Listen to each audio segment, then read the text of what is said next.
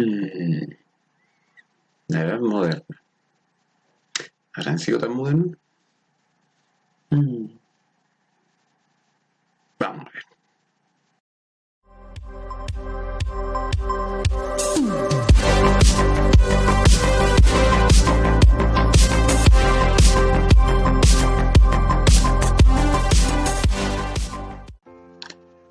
Niños. Bueno, a la pregunta que se hizo al principio del video, obviamente que nosotros ya en algún momento la contestamos. Y dijimos que la edad moderna se llamaba así porque la misma gente de la época pensaba que era moderno.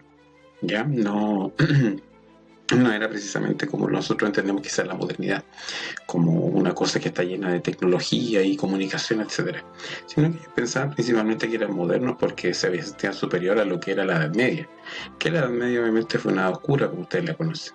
Ya, como introducción al video. Chiquillos, la idea de este video es que eh, no se tomen apunte, obviamente, porque este video lo pueden revisar todas las veces que quieran, pero sí, obviamente, hay que contestar en su cuaderno las preguntas que van a salir al final y además también hacer una línea de tiempo que también sale como actividad al final del video.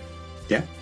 Entonces, la idea, chiquillos, de la clase de hoy, del objetivo es hacer un repaso, ¿no es cierto? Y entender principalmente lo que fue o lo que transcurrió en la Edad Moderna, ¿ya? O los principales eventos que hubieron durante la Edad Moderna. ¿Ya? Entonces, la Edad Moderna tenemos que situarnos precisamente comienza, ¿no es cierto?, en el año 1492, ¿no es cierto?, con el acontecimiento del descubrimiento de América, ¿ya? Y termina en el año 1789 con la Revolución Francesa, que con eso termina principalmente en Francia, con la podríamos decir, desaparición del gobierno de los reyes, ¿ya? De la monarquía. ¿Ya? No quiere decir que en Europa exista monarquía hasta el día de hoy, sino que realmente ya no existen monarquías como las que había en este momento en Francia, donde solamente el rey mandaba. ¿Ya? Ahora, esta edad moderna también se destaca por el Renacimiento. ¿Ya? El Renacimiento, como dice la palabra, volver a renacer, pero renace ¿qué cosa? Renace, ¿no es cierto?, la idea de principalmente de recoger el arte que hacía que ver que el ser humano era un ser superior, que era el centro del universo y que por lo tanto merecía toda la atención, el estudio de, ¿no es cierto?, de la misma humanidad, ¿cierto? Pero ahora el Renacimiento es un movimiento, digamos, cultural y artístico que se centra en el hombre, ¿ya?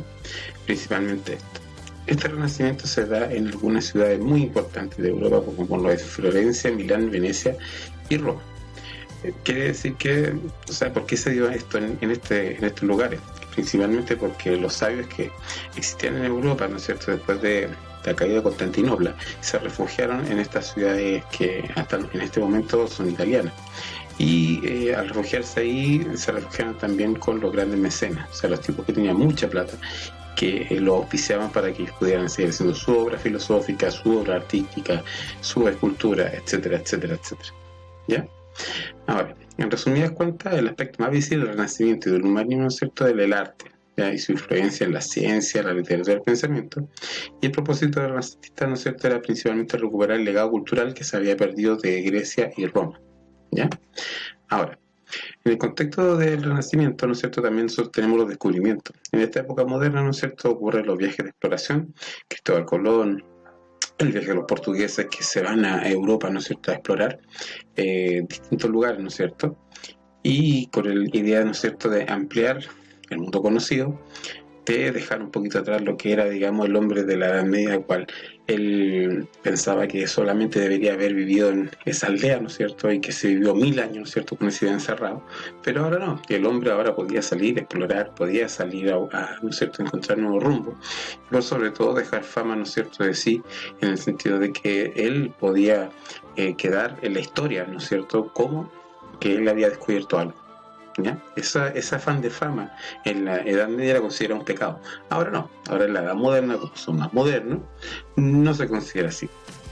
¿Ya? Ahora, Este periodo de la Edad Moderna también se conoció como periodo antropocéntrico, quiere decir que el ser humano es el que maneja y el que se mueve en todo, el ser humano, el intelecto, el ser humano piensa, el ser humano descubre, el ser humano observa, el ser humano descubre. Ya esta mente, ¿no es cierto?, tan grande que tiene el ser humano, que Dios le entregó, se usa, ¿no es cierto?, para poder encontrar respuestas a todas las interrogantes que en algún momento el ser humano tuvo. ¿Ya? Pues se llama como antropocéntrico. Lo contrario al antropocentrismo es la palabra teocentrismo, que quiere decir que todo es Dios. ¿Ya? Ahora, entonces, dentro de las características generales de la Edad Moderna encontramos el Renacimiento, que ya lo vimos anteriormente, que ese Renacimiento, podríamos decir, es como el pensamiento centrado del ser humano, pero realizado, visto, o sea, hecho en arte, en escultura. Y también tenemos el humanismo, que es lo pensado, es la filosofía, es el aprender a pensar, ¿no es cierto?, de cómo nosotros, qué somos el humano, qué es lo que hace el humano, qué lo hace tan especial, digamos, frente al mundo que se enfrenta. Ya, esa es la idea, digamos, del ser humano. ¿Ya? Ahora, este humanismo, ¿no es cierto?, también defendió la búsqueda de la verdad a través de la razón y la experiencia. O sea que yo, para poder conocer algo, tenía que pensarlo y también experimentarlo. Si yo decía que, por ejemplo, los animales se reproducían de cierta forma, yo tenía que verlo, tenía que experimentar cómo los animales, ¿no es cierto?, se reproducían, en el sentido de que yo tenía que presenciarlo, anotarlo, verlo, y obviamente que estas anotaciones se discutían y los resultados se defendían, ya, pero principalmente por el valor de la reflexión personal. O sea, yo defendía mi idea frente a los demás. Yo podía decir que una planta crecía de tal forma que se demoraba 20 días en crecer, pero otro podía decirme, no, está equivocado porque se demora 22. Y ahí se contrastaba la idea y se podía pelear. El humanismo, ¿no es cierto?, de alguna otra forma presentaba, eran curiosos, eran tipos que querían conocer, ¿no es cierto?, querían saber cómo se ocurrían las cosas, pero para eso yo tenía que experimentar, observar, ¿no es cierto?, y a la vez también defender mi idea que yo tuve o que yo quise seguir colocando. ¿Ya? Ahora, este caballero que está acá, hermano de Rotterdam, ¿no es cierto?, y los reyes le consultaban. El hermano de Rotterdam fue un tipo, ¿no es cierto?, que cuestionó mucho de cómo se tenía que llevar a la religión. ¿Ya? Y él era muy consultado, ¿no es cierto?, por los reyes. Ahora, también hubo un cambio de mentalidad muy grande, ¿no es cierto?, de que la vida en comunidad de la aldea, ¿no es cierto?, donde todos se cuidaban, ahora ya no es tan así, porque el mundo, ¿no es cierto?, de la edad moderna es un mundo individual, ¿no es cierto?, que principalmente era que yo podía esforzarme, ¿no es cierto?, yo podía obtener estas cosas, yo podía tener resultados, digamos, y si al otro que estaba al lado mío le iba mal y yo no lo ayudaba, daba lo mismo, porque yo era el principal, principalmente yo. La imagen que ustedes tienen ahí, ¿no es cierto?, es de Nicolás Maquiavelo, ¿no es cierto?, que él escribe una obra que se llama El Príncipe, ya que se la escribió al rey de Aragón, o al príncipe de Aragón, si no me equivoco, y que él en cierta forma le decía que él lo que quisiese para poder obtener poder y mantenerlo estaba bien. Si él tenía que ser amado, y a la vez también tenía que ser temido. ¿Ya? Él aplicaba, ¿no es cierto?, y le decía al príncipe que él podía, de alguna u otra forma, aplicar ciertos castigos pequeños para poder controlar la masa. Eso significa que, por ejemplo, el ejemplo que les puedo dar es que hoy en día los carabineros, cuando uno va a protestar, uno lo mojan con el guanaco. Es un pequeño castigo, pero a la vez la gente sale arrancando extrañamente y piensa, y lo piensa como un castigo realmente, y odia al guanaco, pero al final, si uno lo piensa, está tirando agua. Entonces, obviamente que ese pequeño castigo es efectivo. Eso es lo que decía Maquiavelo, que había que tener esas cosas para mantener el control. También hubo unos profundos cambios espirituales, ¿no es cierto?, con la Reforma. Lutero, ¿no es cierto?, y algunos otros pensadores, ¿no es cierto?, comenzaron a cuestionar el poder que tenía la Iglesia Católica en ese momento. ¿Ya? Martín Lutero era un protestante, ¿no es cierto?, un monje alemán, mejor dicho, no, era un católico, un monje, que de alguna otra forma él cuestionó cuanto se llama el poder que tenía la Iglesia Católica, y sobre todo el hecho de que la Iglesia Católica estuviese vendiendo el perdón de pecado, ¿ya? Porque la Iglesia en ese entonces lo que hacía para poder construir, ¿no es cierto?, Cataclisma de San Pedro, la capilla, ¿no es cierto? Este lugar, ¿no es cierto?, que existe en Roma tan grande, ¿no es cierto?, que uno generalmente ve en la tele. Eso sí se basa en la venta de indulgencias, o sea, el perdón de pecado. Yo tenía un pecado, yo al cura o padre, ¿no es cierto?, de mi iglesia, yo le pagaba cierta cantidad de dinero y con eso yo aseguraba que me perdonaban los pecados. Martín Lutero decía no, que eso no debía ser, que eso tenía que ser por la fe, no yo pagando dinero. Lo cual obviamente que para nosotros eso está muy mal, pero en ese momento se hacía, ¿ya? Martín Lutero entonces funda, ¿no es cierto?, o funda la Reforma Protestante. Él expone la opinión, ¿no es cierto?, de contrario a la venta de indulgencia, esta venta de pecado, ¿no es cierto?, que hacían, ¿no es cierto?, en Roma y en muchos lugares, ¿no es cierto?, de Europa. Y él es muy enojado, ¿no es cierto?, plantea y pone las 95 tesis de la iglesia de Wittenberg, ¿no es cierto?, y en resumidas cuentas lo que decía esas 95 tesis es que la salvación era solamente por la fe, o sea, yo tenía que creer solamente y punto. No había otra cosa más que lo que podía hacer la iglesia que perdonarme los pecados a través de la fe, no cobrándome plata, no obteniendo, digamos, ganancias de gente pobre, ¿cierto?, de gente rica, para poder ser perdonar los pecados, ¿ya? Ahora, entonces, la idea que defendía Lutero, así como súper resumido, que la salvación se hacía por la fe. El solo hecho de creer que yo era salvo, que se me había perdonado los pecados, basta. Que defendía el sacerdocio universal, que quiere decir que yo podía leer la Biblia, yo podía interpretarla a mi ancha, que yo no tenía que depender de que alguien me la atendiese que de alguna otra forma interpretar, ¿ya? Esto, chiquillo, es Europa, ya, por si no se me había olvidado decirle esto en el contexto del continente europeo. Entonces, esta idea de Martín Lutero, ¿no es cierto?, fue una amenaza, ¿no es cierto?, para la Roma papal y algunos países obviamente que difundieron muy rápidamente esta idea. Pero Martín Lutero no fue el único, ¿ya?